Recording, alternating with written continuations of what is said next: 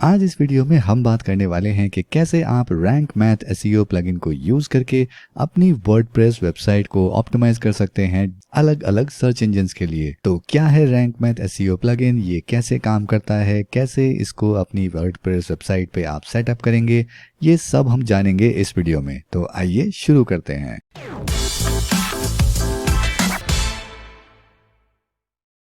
नमस्ते दोस्तों, मेरा नाम है अंकित और आप देख रहे हैं मैगजीन 3 यूट्यूब चैनल, जहां हम बात करते हैं वर्डप्रेस की। और अगर आप भी वर्डप्रेस के बारे में और जानना चाहते हैं तो सब्सक्राइब कीजिए मैगजीन 3 यूट्यूब चैनल को और बेल आइकन दबाना नहीं भूलिएगा, ताकि हमारे अगले वीडियोस का नोटिफिकेशन आपको मिल सके सबसे पहले। तो जब भी हम बात करते हैं एसईओ ऑप्टिमाइजेशन की किसी वर्डप्रेस वेबसाइट के लिए, तो हमारे ध्यान में एक ही प्लगइन आता है जो कि है योस्ट एसईओ प्लगइन। और उसके बारे में हम ऑलरेडी काफ़ी वीडियोस बना चुके हैं, जो कि आप ऊपर आई बटन में जाके देख सकते हैं। बट कुछ ही टाइम हुआ है, एक नया प्लगइन मार्केट में आया है और उसका नाम है रैंक मैथ एसईओ। तो जब आप इसको यूज करेंगे तो आप जानेंगे कि काफ़ी एक्साइटिंग फीचर्स हैं इसमें। तो रैंक मैथ योस्ट की तरह ही एक एसईओ प्लगइन है वर्डप्रेस वेबसाइट्स के लिए, जो हमारी वेबसाइट्स को ऑप्टिमाइज करने में हमारी मदद करता है, ताकि ये वेबसाइट्स अलग अलग सर्च इंजन जैसे कि गूगल, बिंग या यैंडेक्स, इन सब में थोड़ा बेहतर रैंक कर सकें। तो चलिए चलते हैं अपने वर्डप्रेस के बैक एंड में और देखते हैं कि क्या क्या ऑप्शन इसमें अवेलेबल हैं। तो अभी हम आ गए हैं अपने वर्डप्रेस डैशबोर्ड में और अब हम चलेंगे प्लगइन सेक्शन में और यहाँ पे ऐड न्यू पर करेंगे क्लिक और यहाँ प्लगइन सेक्शन में हम सर्च करेंगे रैंक मैथ।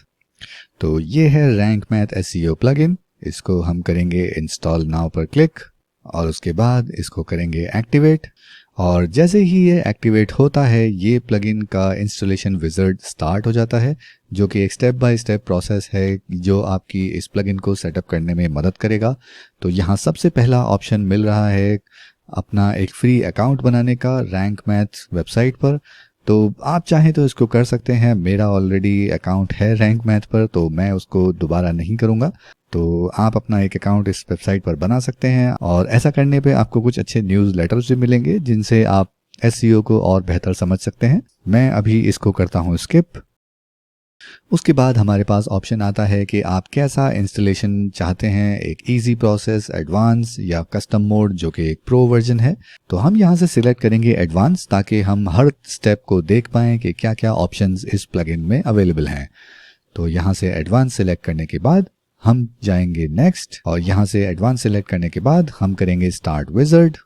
और उसके बाद यहाँ हमसे ये पूछेगा कि आपकी वेबसाइट किस तरह की है। तो अगर आपका एक पर्सनल ब्लॉग है या आपका एक स्मॉल बिजनेस है या एक ई कॉमर्स वेब शॉप है, तो यहाँ से हम सिलेक्ट करते हैं एक बिजनेस वेबसाइट और किस टाइप का बिजनेस है। तो यहाँ से अभी हमने सिलेक्ट किया हुआ है ऑर्गेनाइजेशन।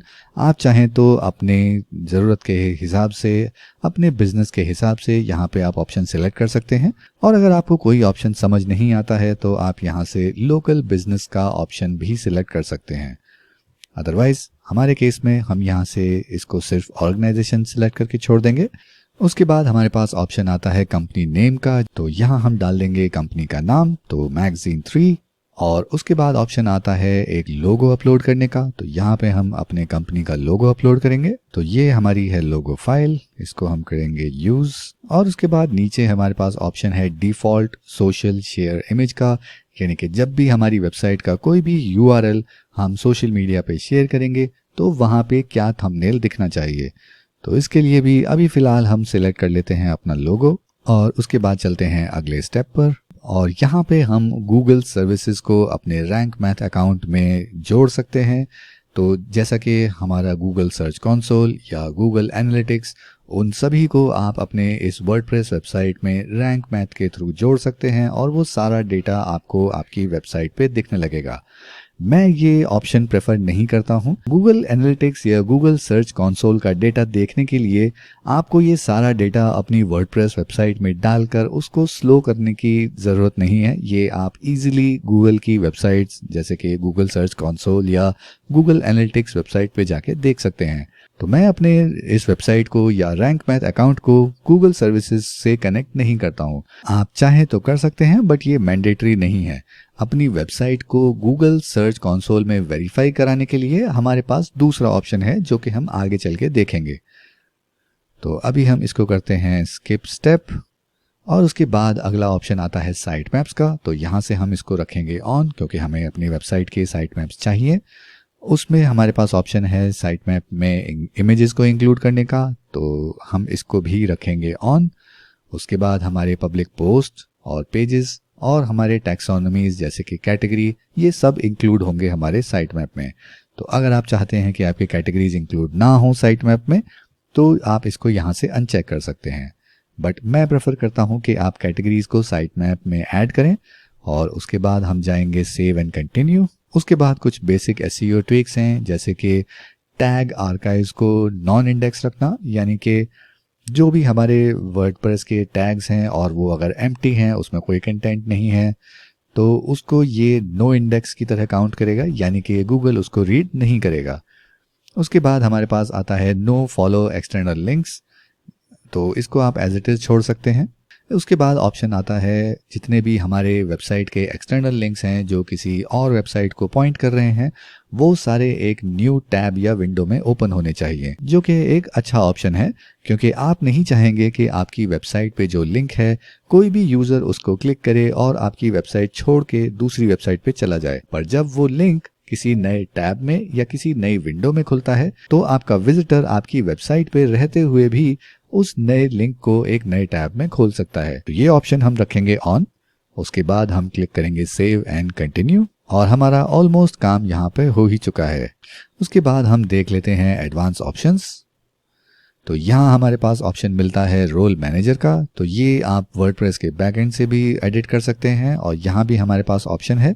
तो यहाँ हम रोल मैनेजर को करेंगे ऑन, और यहाँ से आप ये सिलेक्ट कर सकते हैं कि वेबसाइट का एडमिनिस्ट्रेटर, एडिटर, ऑथर, कंट्रीब्यूटर या सब्सक्राइबर, जिस भी तरह का प्रोफाइल आपके वर्डप्रेस के डिफरेंट यूजर्स का है, उनको क्या क्या एक्सेस आप देना चाहते हैं। तो अपनी ज़रूरत के हिसाब से आप इसको एडिट कर सकते हैं, और यहाँ पे सिलेक्ट किया हुआ कोई भी ऑप्शन आप बाद में रैंक मैथ के बैकएंड ऑप्शन से एडिट कर सकते हैं।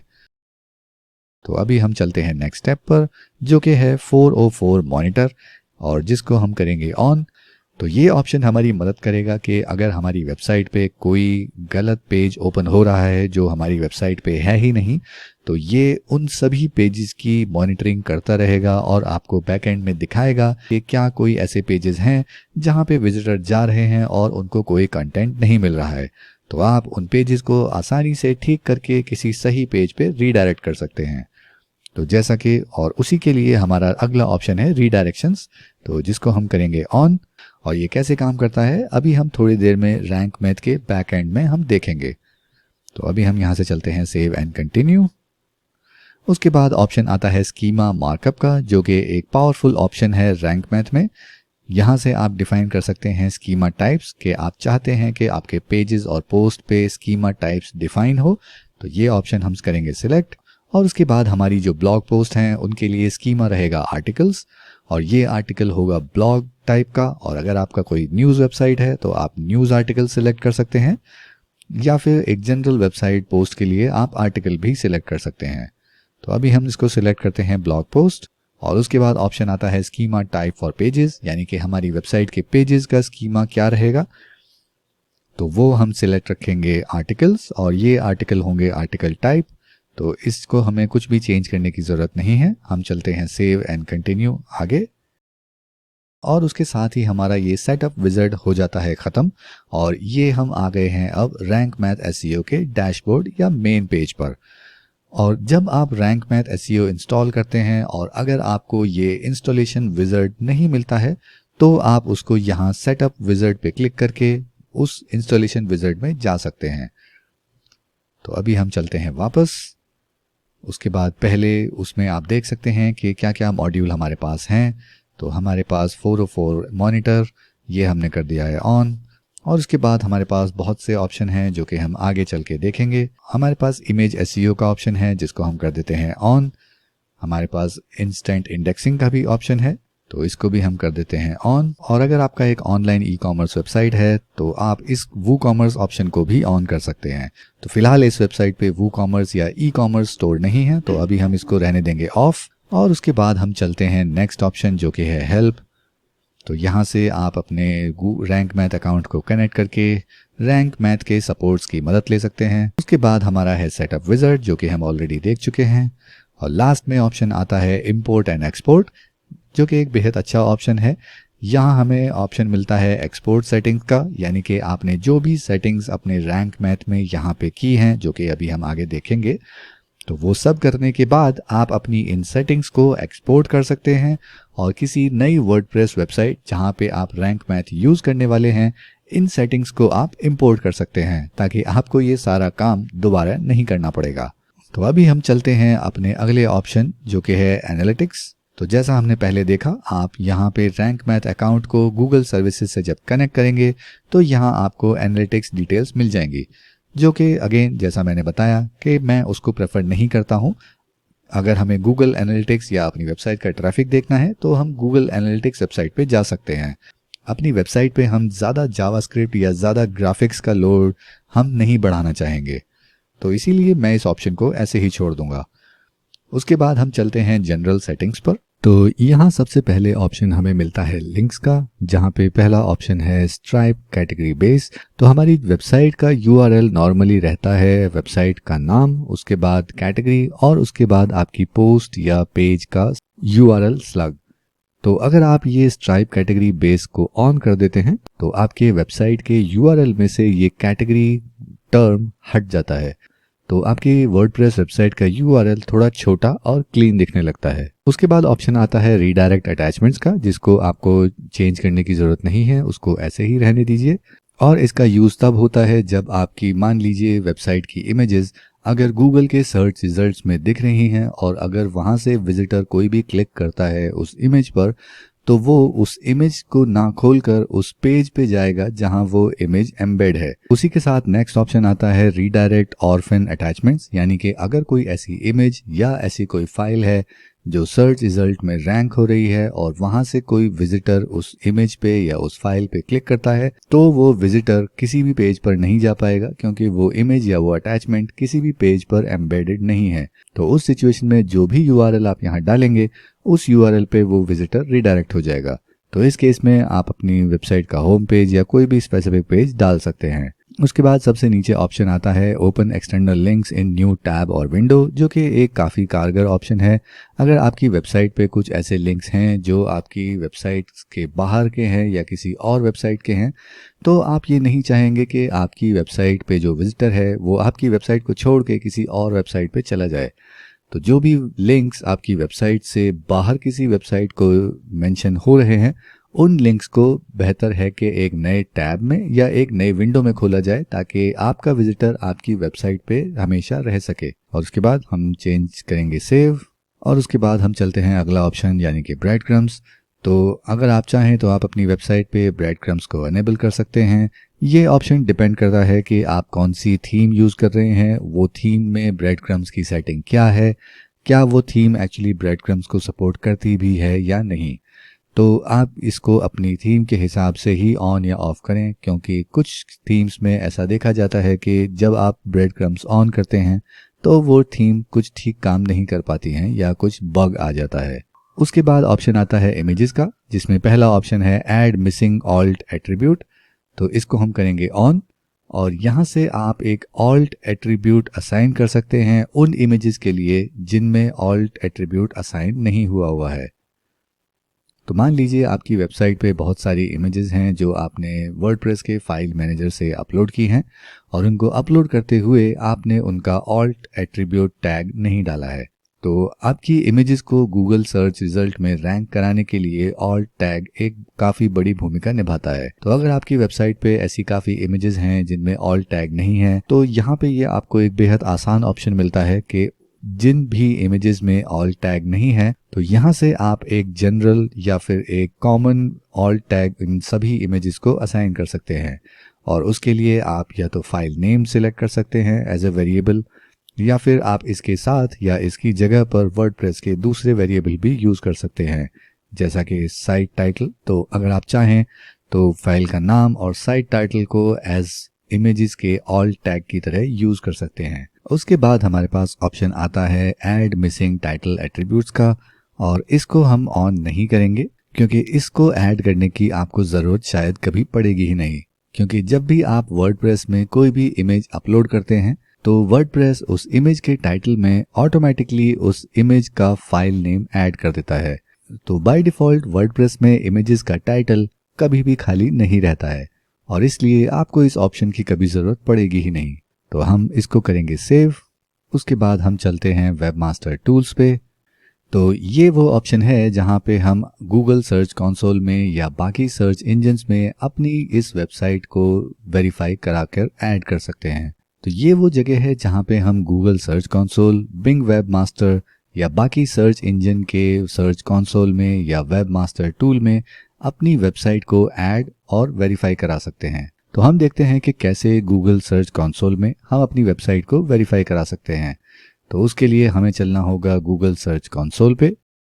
तो गूगल सर्च कंसोल में लॉगिन करने के बाद अगर आप पहली बार लॉगिन कर रहे हैं तो आपको ब्लैंक स्क्रीन दिखाई देगी, और अगर आपकी ऑलरेडी कुछ वेबसाइट्स एडिड हैं तो लास्ट वेबसाइट जो आपने एक्सेस की होगी वो आपके सर्च कंसोल में दिखाई देती है। तो नई वेबसाइट को अपने गूगल सर्च कंसोल में ऐड करने के लिए हम जाएंगे यहाँ इस टॉप मेन्यू में। उसके बाद इस पर करेंगे क्लिक और यहाँ सबसे नीचे हमें ऑप्शन देखने को मिलेगा ऐड प्रॉपर्टी। तो यहाँ क्लिक करने के बाद हमें दो ऑप्शन मिलेंगे, डोमेन और URL प्रीफिक्स का। तो हम यहाँ से सिलेक्ट करते हैं URL प्रीफिक्स वाला ऑप्शन और यहाँ हम डाल देंगे अपनी वेबसाइट का URL और उसके बाद क्लिक करेंगे कंटिन्यू पर। और इसके बाद हमारे पास ऑप्शन आ जाएंगे कि हम अपनी वेबसाइट को किस तरह से वेरीफाई कराना चाहते हैं। तो इन ऑप्शंस में सेकंड ऑप्शन है HTML टैग के ज़रिए। तो हम यहाँ से इस टैग को करेंगे कॉपी और वापस अपने रैंक मैथ के गूगल सर्च कंसोल वाले फील्ड में इस मेटा टैग को कर देंगे पेस्ट। और उसके बाद इसी तरह से हम बाकी सर्च इंजन के भी वेबमास्टर टूल या सर्च कंसोल में जाके इसी तरह से अपनी वेबसाइट को वेरीफाई और सबमिट करा सकते हैं। और उसके बाद हम करेंगे सेव चेंजेस और ऐसा करने के बाद हम वापस जाएंगे गूगल सर्च कंसोल में ताकि वो अब ये वेरीफाई कर सके कि हमने अपनी वेबसाइट पे इस HTML मेटा टैग को ऐड किया है या नहीं। और यहाँ जाके हम क्लिक करेंगे वेरीफाई पर और उसके बाद हमको मिल जाएगा ये ग्रीन सिग्नल कि हमारी वेबसाइट गूगल सर्च कंसोल में ऐड हो चुकी है। और उसके बाद हम जाएंगे अपने अगले ऑप्शन edit robot.txt। तो यहाँ पर आपको कुछ भी करने की ज़रूरत नहीं है, ये एक एडवांस ऑप्शन है। तो उसके बाद हम चलते हैं अगला ऑप्शन जो कि है अदर्स। तो यहाँ हमें पहला ऑप्शन मिल रहा है show SEO score to visitors, जो कि हमें दिखाने की ज़रूरत नहीं है। और उसके बाद हमारे पास ऑप्शन है RSS बिफोर कंटेंट या RSS आफ्टर कंटेंट। तो अगर आप अपनी वेबसाइट पे RSS फीड को मैनेज या डिज़ाइन करना चाहते हैं तो यहाँ पे इन वेरिएबल्स की मदद से आप कर सकते हैं। और उसके बाद ऑप्शन आता है edit.htxs फाइल का, जो कि अगेन एक एडवांस फीचर है। तो अगर आपको नहीं मालूम है कि ये फाइल क्या और कैसे काम करती है और इसको कैसे एडिट किया जाता है तो इसमें आपको चेंज करने की कोई ज़रूरत नहीं है।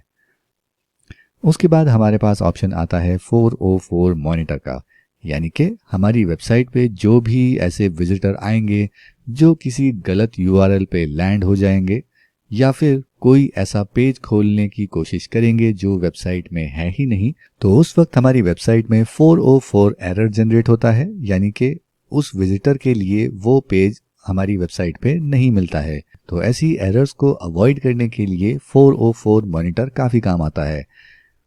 और इसमें हम लोग मोड सिलेक्ट करेंगे सिंपल और यहाँ हमारे पास लॉग लिमिट रहेगी 100 के एक बार में ये प्लगइन 104 एरर्स दिखाएगा। और उसके बाद ऑप्शन आता है एक्सक्लूड पाथ्स का कि अगर कोई एक पर्टिकुलर कीवर्ड आप चाहते हैं कि वो 404 एरर्स में कंसीडर ना हो तो वो कीवर्ड या वो की फ्रेज आप यहाँ एंटर कर सकते हैं। तो जब भी कोई यूज़र उस URL पे जाएगा तो वो 404 एरर में कंसीडर नहीं होगा। रैंक मैथ में 404 मॉनिटर कैसे काम करता है, इसको हम कैसे यूज़ कर सकते हैं, इसके लिए हम एक अलग वीडियो बनाएंगे। तो अगर आप वो देखना चाहते हैं तो चैनल को सब्सक्राइब ज़रूर कीजिएगा ताकि आपको उस वीडियो का नोटिफिकेशन मिल पाए। उसके बाद हम चलते हैं रीडायरेक्शन पे। तो जब भी हमारे पास कोई 404 की एरर आती है, यानी हमारा विजिटर कोई एक ऐसे पेज पे आया है जो हमारी वेबसाइट में नहीं है, तो अब हम उसको एक ऐसे पेज पर रीडायरेक्ट कर सकते हैं जिसमें कोई वैल्यूएबल कंटेंट हो। तो हम अपने 404 एरर्स को फिक्स कर सकते हैं रीडायरेक्ट असाइन करके। तो ये कैसे काम करता है वो हम अभी थोड़ी देर में देखेंगे। उसके बाद हमारे पास ऑप्शन आता है एनालिटिक्स का। तो इसके लिए आपको आपका रैंक मैथ अकाउंट क्रिएट करना होगा और फिर उसको गूगल सर्विसेज से अटैच करना होगा। तो जो हम पहले डिस्कस कर चुके हैं कि उसको हम इसमें ऐड नहीं करेंगे। तो जैसा मैंने पहले कहा, इस चीज़ को लिंक कराकर हम अपनी वेबसाइट पे काफ़ी ज़्यादा जावास्क्रिप्ट या काफ़ी ज़्यादा डेटा को ऐड कर लेते हैं और जिसकी ज़रूरत एक्चुअली नहीं होती है। एनालिटिक्स को हम गूगल एनालिटिक्स वेबसाइट पे जाके आसानी से चेक कर सकते हैं। तो ये थे हमारे जनरल सेटिंग्स के ऑप्शन। उसके बाद हम चलते हैं टाइटल एंड मेटा पर। तो यहाँ पहला ऑप्शन आता है रोबोट मेटा, जिसमें पहला ऑप्शन सिलेक्टेड है इंडेक्स, जिसका मतलब है कि हमारे जितने भी पोस्ट या पेजेस वेबसाइट पे हैं वो गूगल को इंडेक्स करने हैं। अगर हम यहाँ से नो इंडेक्स सिलेक्ट कर देंगे तो हमारे कोई भी पेज या कोई भी पोस्ट गूगल में इंडेक्स नहीं हो पाएंगे। उसके बाद हमारा ऑप्शन आता है सेपरेटर कैरेक्टर। तो अगर हम चाहते हैं कि हमारे टाइटल डालते हुए क्या सेपरेटर यूज़ हो तो यहाँ से हमारे पास डिफरेंट ऑप्शन हैं, पर सबसे बेहतर है कि हम ये सबसे छोटा वाला सेपरेटर यूज़ करें। उसके बाद ऑप्शन आता है कैपिटलाइज टाइटल का, यानी हमारी वेबसाइट का जो एसईओ टाइटल है वो सब कैपिटल फॉर्म में आएगा। तो ऐसा हम नहीं चाहेंगे, हमको रेगुलर सेंटेंस फॉर्म चाहिए, तो हम इस ऑप्शन को सिलेक्ट नहीं करेंगे। उसके बाद हमने ये इमेज अपने इंस्टॉलेशन विजार्ड में इंस्टॉल ऑलरेडी कर ली थी, जो कि ओपन ग्राफ थंबनेल है, यानी कि जब भी हमारा यूआरएल सोशल मीडिया पे शेयर होगा तो ये image as a thumbnail use होगी। और उसके बाद ऑप्शन आता है लोकल एसईओ का, यानी कि अगर आपकी ये वेबसाइट किसी लोकल बिजनेस या लोकल ऑर्गेनाइजेशन के लिए है तो यहाँ से आप उससे रिलेटेड इंफॉर्मेशन डाल सकते हैं। तो जैसा कि हमने अपने इंस्टॉलेशन विजार्ड में सेलेक्ट किया था कि ये वेबसाइट एक ऑर्गेनाइजेशन है और उस ऑर्गेनाइजेशन का नाम यहाँ पे है और ऑर्गेनाइजेशन का लोगो आप चाहें तो यहाँ से इसको चेंज कर सकते हैं। उसके बाद वेबसाइट का यूआरएल, ईमेल एड्रेस और जनरल कॉन्टैक्ट डिटेल्स, और इसके अलावा ओपनिंग और क्लोजिंग आवर्स। तो ये एक काफ़ी जनरल ऑप्शन है जो आप आसानी से फिल कर सकते हैं। और इन सब को फिल करने के बाद आप सेव चेंजेस पर क्लिक करेंगे तो अपने लोकल बिजनेस की ये सारी डिटेल डालने के बाद आपकी वेबसाइट गूगल के लोकल सर्च रिजल्ट्स के लिए भी ऑप्टिमाइज हो जाती है। उसके बाद हम आते हैं सोशल मेटा पर, और जहां हम डिफाइन कर सकते हैं हमारा फेसबुक यूआरएल, और यहाँ फेसबुक ऑथरशिप से आप फेसबुक ऑथर का यूआरएल दे सकते हैं जो इस वेबसाइट पे कंटेंट लिख रहा है। उसके बाद ऑप्शन आता है फेसबुक ऐप का, जहां आपको फेसबुक ऐप की आईडी डालनी होगी। अगर आप अपनी वर्डप्रेस वेबसाइट पे फेसबुक ऐप यूज़ कर रहे हैं जैसे कि कमेंट्स या किसी और चीज़ के लिए, तो उस फेसबुक ऐप की आईडी और उसकी सीक्रेट की यहाँ पे डाल के आप उसको यूज़ कर सकते हैं। और फेसबुक की तरह ही आप अपना ट्विटर यूज़र भी यहाँ ऐड कर सकते हैं। उसके बाद ऑप्शन आता है होम पेज का। तो यहाँ सबसे पहले हमें देखने को मिलता है होम पेज टाइटल, जहाँ आप कुछ वर्डप्रेस वेरिएबल्स को यूज़ करके अपने होम पेज को एक एसईओ टाइटल दे सकते हैं या फिर कोई एक स्टैटिक टेक्स्ट भी यहाँ डाल सकते हैं। और उसके बाद ऑप्शन आता है होम पेज मेटा डिस्क्रिप्शन का, जहाँ पे आप एक छोटा सा डिस्क्रिप्शन लिखते हैं जो कि आपके एसईओ के मेटा डिटेल में काम आता है। और उसके बाद यहाँ पे ऑप्शन है होम पेज रोबोट मेटा का, यानी कि अगर आप चाहें तो अपने होम पेज को इंडेक्स या नो इंडेक्स यहाँ से चूज़ कर सकते हैं। तो हम इसको अभी ऑफ रहने देंगे। उसके बाद ऑप्शन आता है फेसबुक टाइटल और या फेसबुक डिस्क्रिप्शन का, यानी कि जब भी आपका होम पेज फेसबुक पे शेयर किया जाएगा तो वहाँ पे एसईओ टाइटल और एसईओ डिस्क्रिप्शन क्या रहेगा वो हम यहाँ से डिफाइन कर सकते हैं। और उसी के साथ आप होम पेज थंबनेल भी डिफाइन कर सकते हैं कि जब भी फेसबुक पे यूआरएल शेयर होगा तो वहाँ पे क्या थंबनेल दिखाई देगा। ये सारी डिटेल आप यहाँ से होम पेज के लिए एंटर कर सकते हैं, लेकिन इसके साथ ही जब आप अपने पेजेस में जाकर कोई होम पेज बनाते हैं वर्डप्रेस वेबसाइट में, वहाँ पर भी आपको एसईओ टाइटल और एसईओ डिस्क्रिप्शन एंटर करने का ऑप्शन मिलता है। तो अपने उस होम पेज को एडिट करते हुए आप जो भी एसईओ टाइटल या डिस्क्रिप्शन लेंगे वो आपके यहाँ एंटर किए गए एसईओ टाइटल और डिस्क्रिप्शन को ओवरराइड कर देगा। और इसी तरह आप अपने वेबसाइट के हर पेजेस और हर ब्लॉग पोस्ट के लिए अलग से मेटा टाइटल और एसईओ डिस्क्रिप्शन लिख सकते हैं। और इस वीडियो के अगले भाग में मैं आपको ये करके दिखाऊंगा। उसके बाद ऑप्शन आता है ऑथर्स का, यानी कि अगर आपकी वेबसाइट में एक से ज़्यादा लोग कंटेंट लिख रहे हैं तो आप यहाँ पे उसको एनेबल कर सकते हैं। और उनका एक आर्काइव पेज क्रिएट कर सकते हैं। यानी कि हर एक ऑथर के लिए एक लैंडिंग पेज बन जाता है जिसमें उस ऑथर के द्वारा लिखे गए सारे आर्टिकल्स या पोस्ट वहाँ पे लिस्ट हो जाते हैं। तो अगर आपकी वेबसाइट पे मल्टीपल ऑथर्स नहीं हैं, आप खुद ही अपनी वेबसाइट पे सारा कंटेंट हैंडल करते हैं, तो आप इस ऑप्शन को डिसेबल कर सकते हैं। उसके बाद आता है मिसलेनियस पेजेस का, जैसे कि डेट आर्काइव। तो क्या आप अपनी वेबसाइट पे डेट आर्काइव पेजेस बनाना चाहते हैं, यानी कि हर डेट के अनुसार एक लैंडिंग पेज बन जाएगा और उस डेट पे जितने भी आर्टिकल्स, पेजेस या पोस्ट लिखे होंगे वो सारे के सारे वहाँ पे देखे जा सकते हैं। तो इसको हम करेंगे डिसेबल, क्योंकि ये बहुत ज़्यादा पेज बना देता है और इससे आपकी एसईओ रैंकिंग को भी फर्क पड़ सकता है। उसके बाद आता है 404 टाइटल्स, यानी कि वो पेज जो डिस्प्ले होगा जब भी कोई 404 एरर आएगी। यहाँ से हम उस 404 पेज का एसईओ टाइटल डिफाइन कर सकते हैं। और उसी के साथ हमारे पास ऑप्शन है सर्च रिजल्ट पेज का टाइटल डिफाइन करने का। और ये सारी डिटेल को ऐड करने के बाद हम करेंगे सेव चेंजेस और उसके बाद हम जाएंगे पोस्ट टाइप पोस्ट में। तो यानी कि यहाँ से आप अपनी पोस्ट का एसईओ टाइटल और डिस्क्रिप्शन डिफाइन कर सकते हैं। तो वो हम यहाँ पर नहीं करेंगे, क्योंकि हम हर पोस्ट और हर पेज का एसईओ टाइटल और डिस्क्रिप्शन उस पेज या पोस्ट में अंदर जाकर करेंगे। तो यहाँ पे हम इसको खाली छोड़ देंगे।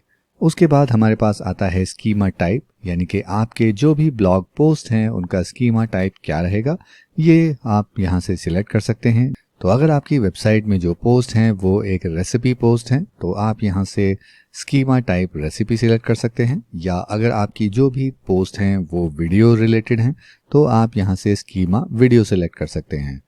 तो फिलहाल हम इसको चूज़ करते हैं आर्टिकल, और उसके बाद आप इसकी हेडिंग और डिस्क्रिप्शन भी डिफाइन कर सकते हैं। तो वो भी हमें यहाँ से करने की ज़रूरत नहीं है, वो हम पेज और पोस्ट में अलग से जाके करेंगे। उसके बाद आता है आर्टिकल टाइप्स, यानी कि आपकी वेबसाइट पे जो आर्टिकल हैं वो क्या हैं, तो हम उनको ब्लॉग पोस्ट की तरह से ट्रीट करेंगे। और उसके बाद हमारे पास जो ऑप्शन आते हैं उनको आप एज इट इज़ छोड़ सकते हैं। उसके बाद हम क्लिक करेंगे सेव चेंजेस और अब हम चलते हैं अपने पोस्ट टाइप पेजेस पर। और यहाँ पर भी अपने पोस्ट की तरह से हम अपने पेजेस को टाइटल और डिस्क्रिप्शन असाइन करेंगे और अपने पेज का स्कीमा टाइप हम सिलेक्ट करेंगे आर्टिकल्स, और यहाँ से भी हम उसका टाइटल और डिस्क्रिप्शन सेट कर सकते हैं। और हमारे आर्टिकल टाइप्स होंगे आर्टिकल, और हमारे वेबसाइट के पेजेस का आर्टिकल टाइप होगा आर्टिकल। और उसके बाद ये जो भी ऑप्शन हैं आप इनको एज इट इज़ छोड़ सकते हैं, ये अपनी ऑलरेडी बेस्ट सेटिंग में डिफाइंड है। उसके बाद हम क्लिक करेंगे सेव चेंजेस और उसके बाद हम जाएंगे अटैचमेंट्स में। जैसा हमने जनरल सेटिंग्स में देखा था, अटैचमेंट के लिए हम ऑलरेडी सेटिंग्स असाइन कर चुके हैं। तो उसके बाद हम चलते हैं कैटेगरीज में। यहाँ पर आप अपनी वेबसाइट पे जो पोस्ट्स की कैटेगरीज हम बनाएंगे उनके लिए आप एसईओ टाइटल और डिस्क्रिप्शन यहाँ से डिफाइन कर सकते हैं। और पहले की तरह हम इसको यहाँ डिफाइन ना करके जब भी हम कोई कैटेगरी यहाँ पर बनाएंगे हम उस कैटेगरी का एसईओ टाइटल और डिस्क्रिप्शन अलग से मेंशन करेंगे। तो हम एक जनरलाइज टाइटल या डिस्क्रिप्शन ना डालकर हर कैटेगरी के लिए एक यूनिक टाइटल और डिस्क्रिप्शन डालेंगे। उसके बाद हम जाएंगे टैग्स पर। पहले की तरह ही हम अपने टैग्स के लिए टाइटल और डिस्क्रिप्शन यहाँ से असाइन कर सकते हैं। और टैग्स के लिए हम लोग सिलेक्ट करेंगे नो इंडेक्स, ताकि जो भी टैग्स हम अपनी पोस्ट या पेजेस में यूज़ कर रहे हैं उनको गूगल इंडेक्स नहीं करे। आप चाहें तो अपने टैग्स को इंडेक्स करा सकते हैं, बट इसको नो इंडेक्स रखने का पर्पस यही होता है कि बहुत ज़्यादा पेज नहीं क्रिएट हो जाएं। अगर आप अपनी वेबसाइट पर टैग्स को एक सोची समझी एसईओ टेक्निक के तरीके से यूज़ कर रहे हैं तो आप इन टैग्स को इंडेक्स कराइए, अदरवाइज इसको नो इंडेक्स ही रहने दीजिए। तो अब हम चलते हैं साइट मैप सेटिंग्स पर, जहाँ जनरल टैब में सबसे पहले हमें हमारा साइट मैप का इंडेक्स पेज मिलता है। तो हम यहाँ से इसको खोलते हैं नए टैब में और हर साइट मैप में हमारे टोटल लिंक्स होंगे 200। तो यानी एक साइट मैप में 200 लिंक्स होंगे और उसके बाद एक नया साइट मैप जनरेट हो जाएगा। उसके बाद ऑप्शन आता है इमेजेस इन साइट मैप, यानी कि क्या आप अपनी वेबसाइट की इमेजेस को साइट मैप में इंक्लूड करना चाहते हैं, तो हम इसको सिलेक्ट करेंगे यस। उसके बाद ऑप्शन आता है इंक्लूड फीचर इमेजेस का, जिसको हम रखेंगे ऑफ, क्योंकि हमने ऑलरेडी इमेजेस को ऐड कर लिया है। और अगर आप चाहते हैं कि कोई पोस्ट आप साइट मैप में इंक्लूड ना करें तो यहाँ से आप उस पोस्ट की आईडी लिख सकते हैं और वो पोस्ट आपके साइट मैप में इंक्लूड नहीं होगी। उसके बाद ऑप्शन है पिंग सर्च इंजन्स का, यानी कि जब भी आपके साइट मैप में कोई नई पोस्ट या पेज ऐड होगा, रैंक मैथ प्लगइन गूगल और बिंग को ये ऑटोमेटिकली अपडेट कर देगा कि एक नया यूआरएल ऐड हुआ है हमारे साइट मैप में। तो सर्च इंजन्स उस नए यूआरएल को रीड करना या एनालाइज करना शुरू कर देंगे, तो ताकि हमारा जो नया पेज हमने ऐड किया है वो जल्दी से जल्दी गूगल या दूसरे सर्च इंजन्स में रैंक कर सके। उसके बाद हम जाते हैं पोस्ट साइट मैप में, यानी कि अगर आप चाहते हैं कि आपकी वेबसाइट की पोस्ट साइट मैप में इंक्लूड हो तो यहाँ से हम ऑप्शन करेंगे ऑन। उसी तरह से पेजेस के लिए भी हम साइट मैप करेंगे इंक्लूड, और यहाँ पर हमारे पास ऑप्शन है अटैचमेंट का, तो उसके लिए बाय डिफ़ॉल्ट अटैचमेंट्स हमारे साइट मैप में इंक्लूड नहीं किए जा रहे हैं, जो कि बहुत ज़्यादा ज़रूरी भी नहीं है, तो आप इसको ऑफ ही रहने दीजिए। उसके बाद ऑप्शन आता है कैटेगरीज का, यानी कि आपकी वेबसाइट की जो पोस्ट कैटेगरीज हैं उनके लिए अलग साइट मैप तैयार होगा, तो हम इसको रखेंगे ऑन और ये हमारे कैटेगरी साइट मैप का लिंक रहेगा। उसके बाद आता है टैग्स, जिनको हम साइट मैप में इंक्लूड नहीं करेंगे। तो जैसा हमने टाइटल और मेटा डिटेल्स में देखा था, हमने टैग्स को नॉन इंडेक्स किया हुआ है, यानी गूगल हमारे टैग्स के आर्काइव पेजेस को नहीं पढ़ेगा, तो इन टैग्स को हमारी साइट मैप में भी इंक्लूड कराने का कोई पर्पस नहीं है, तो हम इसको डिफ़ॉल्ट ऑफ ही छोड़ देंगे। उसके बाद ऑप्शन आता है इंस्टेंट इंडेक्सिंग का, तो यहाँ पर बिंग एपीआई की जब हम डालते हैं तो हमारी वेबसाइट पे जो भी अपडेट होता है बिंग सर्च इंजन में हमारी वेबसाइट इंस्टेंटली इंडेक्स हो जाती है। और ये कैसे काम करता है ये हम जानेंगे एक अलग वीडियो में। तो अभी के लिए हम चलते हैं अगले ऑप्शन में, जो है रोल मैनेजर, जिसकी सेटिंग्स हमने इंस्टॉलेशन विजार्ड में ऑलरेडी कर ली हैं। तो आप चाहें तो यहाँ से उन सेटिंग्स को दोबारा एडिट कर सकते हैं। उसके बाद आता है 404 मॉनिटर, तो जब भी हमारी वेबसाइट पे कोई 404 पेज नॉट फाउंड की एरर होगी, उस एरर को यहाँ मॉनिटर हम कर सकते हैं। एग्जाम्पल के लिए हम अपनी वेबसाइट का यूआरएल खोलते हैं और उसके बाद हम कोई भी जंक कैरेक्टर डाल देते हैं, तो आप देखेंगे कि हमारे पास ये एरर आ चुका है, पेज नॉट फाउंड, यानी कि इस तरह का कोई पेज हमारी वेबसाइट पे नहीं है।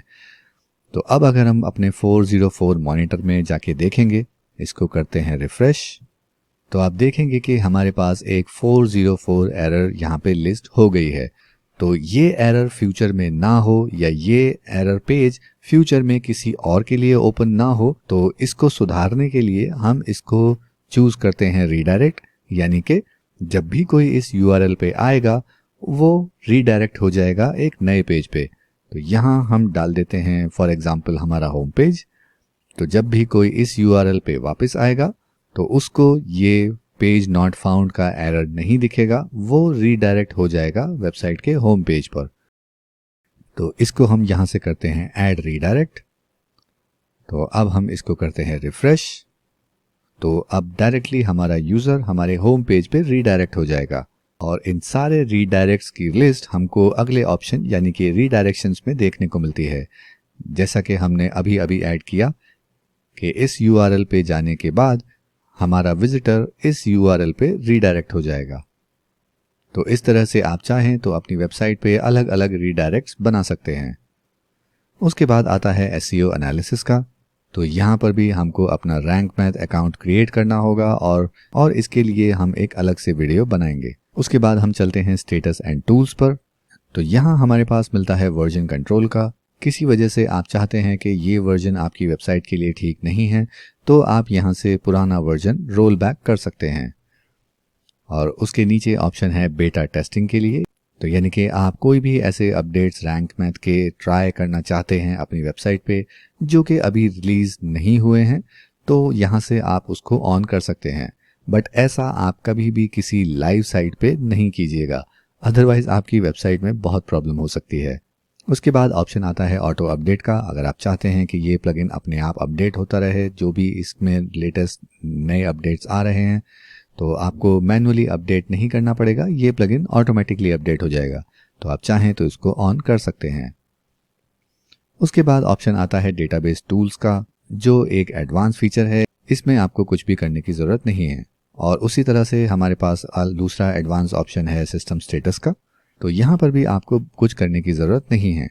उसके बाद इंपोर्ट और एक्सपोर्ट हम ऑलरेडी देख चुके हैं, जहाँ हमारे पास एक्सपोर्ट सेटिंग का ऑप्शन होता है, यानी कि हमने अभी तक जो भी सेटिंग्स यहाँ रैंक मैथ के प्लगइन के बैकएंड में चेंज की हैं उसको हम एक्सपोर्ट कर सकते हैं, और हम किसी नई वर्डप्रेस वेबसाइट पर जहाँ हम रैंक मैथ यूज़ करना चाहते हैं वहाँ इन सेटिंग्स को इंपोर्ट कर सकते हैं, ताकि हमें ये सेटिंग्स दोबारा ना करनी पड़े। तो ये एक बहुत ही अच्छा ऑप्शन है टाइम सेव करने का। तो ये थी रैंक मैथ एसईओ प्लगइन की सारी सेटिंग्स जो हम अपने वर्डप्रेस वेबसाइट पर कर सकते हैं। अब हम चलते हैं हमारे साइट मैप पर, यानी कि जो हमने साइट मैप बनाया था उसको अब हम गूगल सर्च कंसोल में या अलग अलग सर्च इंजन्स में सबमिट कर सकते हैं। तो इस वीडियो के लिए हम इसको सबमिट करेंगे गूगल सर्च कंसोल में। तो हम अलग अलग साइट मैप को सबमिट ना करके अपना जो मेन साइट मैप है, यानी कि sitemap_index.xml, सिर्फ इसका नाम कॉपी करेंगे और वापस जाएंगे अपने सर्च कंसोल में, और उसके बाद यहाँ हमें ऑप्शन मिलेगा साइट मैप्स का। और अगर आपने साइट मैप सबमिट नहीं किया है तो आपको यहाँ कोई साइट मैप नहीं मिलेगा। हम ऑलरेडी अपना साइट मैप सबमिट कर चुके हैं, तो ये हमको यहाँ पर दिखाई दे रहा है। और अगर आपने अपना साइट मैप सबमिट नहीं किया है तो आपको बस यहाँ अपना साइट मैप का नाम टाइप करना है या यहाँ से कॉपी पेस्ट करना है, और उसके बाद जैसे ही आप सबमिट पे क्लिक करेंगे आपका साइट मैप यहाँ सबमिट हो जाएगा। और उसके बाद गूगल सर्च कंसोल आपकी वेबसाइट पे जो भी नया यूआरएल ऐड होगा आपके साइट मैप में उसको रीड, एनालाइज और इंडेक्स करना शुरू कर देगा। जैसा कि हम देख सकते हैं हमारे पोस्ट साइट मैप के अंदर एक पोस्ट ऑलरेडी ऐड है। तो गूगल जब भी इस पोस्ट साइट मैप में जाएगा उसको ये यूआरएल मिलेगा नए ब्लॉग पोस्ट का, और गूगल इसको रीड, एनालाइज और इंडेक्स करना शुरू कर देगा। तो अपना साइट मैप सबमिट करने के बाद अब हम चलते हैं अपने पोस्ट में, जहां हम देखेंगे कि किस तरह से हम रैंक मैथ को यूज़ करके अपनी किसी ब्लॉग पोस्ट को एसईओ फ्रेंडली कैसे बना सकते हैं। तो अभी हम आ गए हैं अपनी ब्लॉग पोस्ट के अंदर, जहां हमारे पास ये एक बड़ा सा टाइटल है। तो ये एक्चुअली डिपेंड करता है आप कौन सी थीम यूज़ कर रहे हैं। तो अभी हम वर्डप्रेस की डिफ़ॉल्ट थीम यूज़ कर रहे हैं, तो इसलिए ये इस तरह का दिख रहा है। और उसके नीचे हमारे पास कुछ एक लंबा सा कंटेंट है। तो आइए देखते हैं कि अब रैंक मैथ को यूज़ करके हम इसकी एसईओ ऑप्टिमाइजेशन कैसे कर सकते हैं। तो रैंक मैथ प्लगइन की सेटिंग्स में जाने के लिए हम यहाँ क्लिक करेंगे इस स्कोर पर, जो कि फ़िलहाल 20 आउट ऑफ 100 दिखा रहा है, यानी कि हम इसको और इम्प्रूव कर सकते हैं। तो इसको इम्प्रूव करने के लिए सबसे पहले हमें डिफ़ाइन करना होगा हमारा फोकस कीवर्ड। तो हम यहाँ डाल देते हैं योगा पोजेज फॉर किड्स, और जैसे ही हम अपना फोकस कीवर्ड यहाँ पे एंटर करेंगे रैंक मैथ एसईओ हमारे इस कंटेंट को एनालाइज करना शुरू कर देगा, और उस एनालिसिस से ये हमारे आर्टिकल को एक स्कोर देता है कि आपका आर्टिकल कितना अच्छा या कितने इम्प्रूवमेंट का स्कोप इसमें रहता है। तो अभी हम कुछ और चीज़ें इसमें ऐड करेंगे और देखेंगे कि किस तरह से ये हमारा एसईओ का स्कोर चेंज करता है। तो अभी हम चलते हैं एडिट स्निपेट पे। यहाँ पे हमारे पास टाइटल जनरल वर्डप्रेस के वेरिएबल से आ रहा है, तो हम यहाँ पे एक कस्टम टाइटल डालेंगे, और इसके बाद हम यहाँ पे सिलेक्ट कर लेते हैं करंट ईयर। तो ये तैयार हो गया हमारा एसईओ टाइटल, और जहाँ पर भी हमारा फोकस कीवर्ड आएगा ये उसको हाईलाइटेड दिखाएगा। और उसी तरह से हम इसका परमानेंट लिंक यानी कि स्लग या फिर इस ब्लॉग पोस्ट का यूआरएल यहाँ पे अपडेट कर सकते हैं। तो उसमें भी हम डालेंगे हमारा फोकस कीवर्ड, और उसके बाद हम यहाँ पर एसईओ डिस्क्रिप्शन में एक छोटा सा टेक्स्ट डाल देते हैं। तो ये हो गया हमारा एसईओ डिस्क्रिप्शन, और अगर आप ध्यान दें तो हमारा एसईओ स्कोर ऑलरेडी 72 हो चुका है। और इसी के साथ हमारे पास ऑप्शन आता है सोशल का, यानी कि फेसबुक और ट्विटर के लिए हम अपना एसईओ टाइटल और डिस्क्रिप्शन यहाँ से देख सकते हैं, और चाहें तो उसको एक नया टाइटल और डिस्क्रिप्शन यहाँ से दे सकते हैं। अदरवाइज़ ये हमारा जो जनरल हमने एसईओ टाइटल और डिस्क्रिप्शन डाला है वही अपने फेसबुक और ट्विटर पे दिखाई देगा, और यहाँ से हम चाहें तो अपने इस फेसबुक और ट्विटर की इमेज को अपडेट कर सकते हैं, क्योंकि हमने बाय डिफ़ॉल्ट लोगो अपलोड किया था तो वही हमारे यहाँ पे दिखा रहा है। तो हम यहाँ से चलते हैं ऐड इमेज पर, और यहाँ हम ये एक सैम्पल इमेज डाल देते हैं।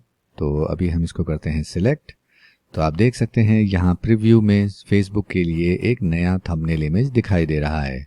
तो इस तरह से आप अपनी हर ब्लॉग पोस्ट और पेज के लिए एक अलग से थंबनेल इमेज असाइन कर सकते हैं।